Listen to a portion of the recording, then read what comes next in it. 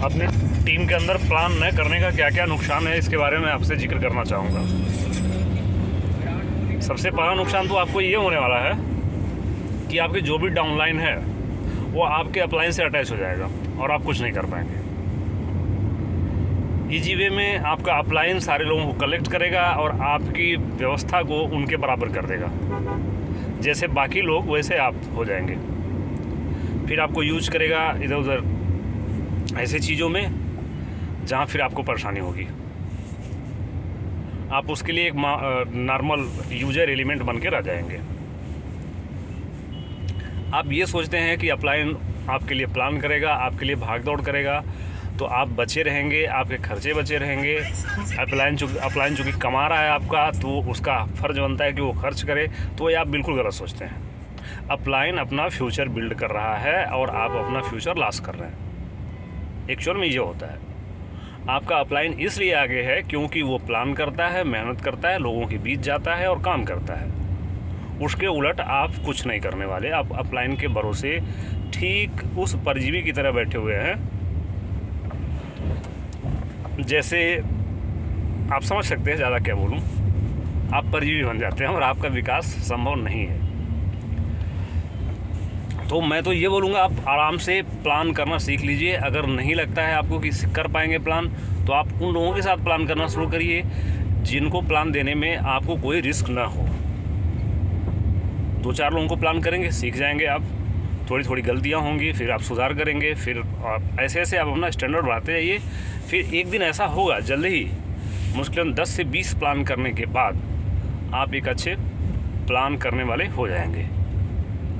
और तब आप देखिएगा आपका ग्रोथ कितनी तेज़ी से होता है, कितनी अच्छी आपकी डाउनलाइन बनती है और आप अपने डाउनलाइन को भी सपोर्ट कर सकते हैं। और सबसे बड़ी बात, आप अपने आप को सपोर्ट कर सकते हैं, किसी बिज़नेस में स्थापित कर सकते हैं। तो आपके लिए ज़रूरी है कि आप प्लान करना शुरू करें और सीनियर के भरोसे न बैठे रहें। सीनियर्स की आवश्यकता तब होनी चाहिए आपको जब लगता हो कि अब ये आपकी क्षमता से पूरी तरह से बाहर है और कुछ एक विशिष्ट माहौल की आवश्यकता है।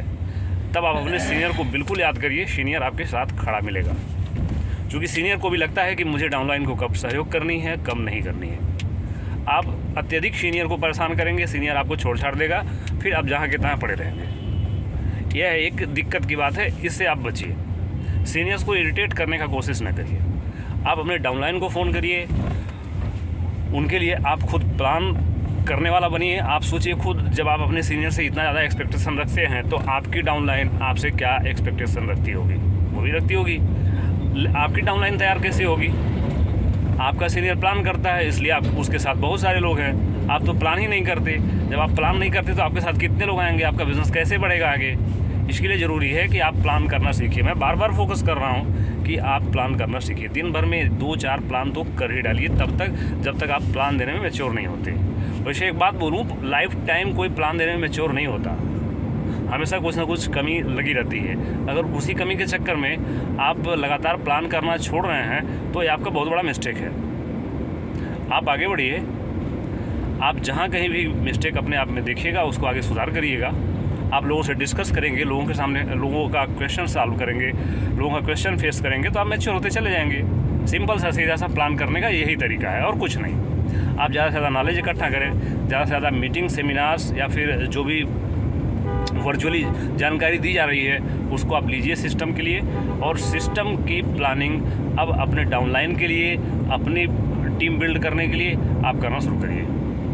मेरी शुभकामनाएं ड्रीम टू अर्न की तरफ से आपके लिए हैं। आप आगे बढ़ें, आप स्वस्थ रहें, मस्त रहें, अर्निंग करें और इस तरह से अपने डाउनलाइन को सपोर्ट करने के लिए आप खुद तैयार हों और लीडर बने। इसी आकांक्षा के साथ मैं दुर्गेश्वर कुमार सोलंकी मिलता हूँ नेक्स्ट वीडियो में।